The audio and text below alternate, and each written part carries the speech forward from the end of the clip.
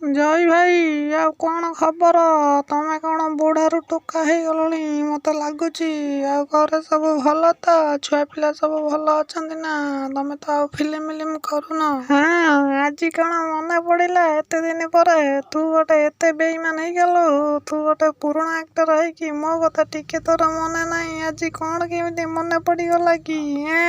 ଯୋଉ ତ ମାଙ୍କଡ଼ା ଫିଲ୍ମ କରୁଛ, ମୁଁ ଆହୁରି ଫିଲ୍ମ କରିମି। ମୋ ବୟସ ଆଉ ଅଛି ନା? ଯାହା ଫିଲ୍ମ କରୁଛ ମୁଁ ଦେଖୁଛି ସବୁ ଟିଭିରେ। ଶଳା ପ୍ରେମ ଛଡ଼ା ଆଉ କିଛି ଜାଣିନା ତମ ଜୀବନରେ, ବୁଝିଲୁ? ସେ ଅଶୋକପତି ଗୋଟେ ପାଇଛି ବାବୁସାନକୁ, ଖାଲି ପ୍ରେମ ଛଡ଼ା ଲଭ୍ କୋଉଠି କ'ଣ କରନ୍ତି କେମିତି, ଏଇଗୁଡ଼ା ଛଡ଼ା ଆଉ କ'ଣ ବେଳଟା କରୁଛ ତମେ? ହଁ ଜୟ ଭାଇ, ତମେ ଠିକ୍ କହିଛ। ଆମ ବେଳ ଫିଲ୍ମ ଆଉ ଏବେକା ଫିଲ୍ମ ଭିତରେ ବହୁତ ଫରକ ଅଛି, ବୁଝିଲ? ଆମ ବେଳେ ଗୋଟେ ଫିଲ୍ମର ଷ୍ଟୋରି ଥିଲା। ଏବେକା ଶଳା ଖାଲି ପ୍ରେମ, ପ୍ରେମ ବିନା ମରିଗଲେ ଶଳା, ଖାଲି ପ୍ରେମ। ଆଉ ତୋ ପୁଅ ଖବର କ'ଣ? ପୁଅକୁ ତ ବାହା କରିଦେଲୁ ଲୁଚେଇ ଲୁଚେଇ, ଜୟ ଭାଇକି ଟିକେ ଡାକିଲୁନି। ଆଉ ତୋ ପୁଅ ଫିଲ୍ମ କରୁଛି ନା? ସେଟା ତ ଗୋଟେ ଚୋରଟା ରକମ ଦୁଶୁଛି। କ'ଣ କରୁଛୁ? ଚୁଟି ମୁଟି କାଟୁନୁ ତୋ ପୁଅର। ହେ ଜୟ ଭାଇ, ତା କଥା ମତେ ପଚାରନା। ସେଟା ଗଞ୍ଜେଇ ଟାଣିକି ତା ଅବସ୍ଥା ଖରାପ ହେଇଗଲାଣି।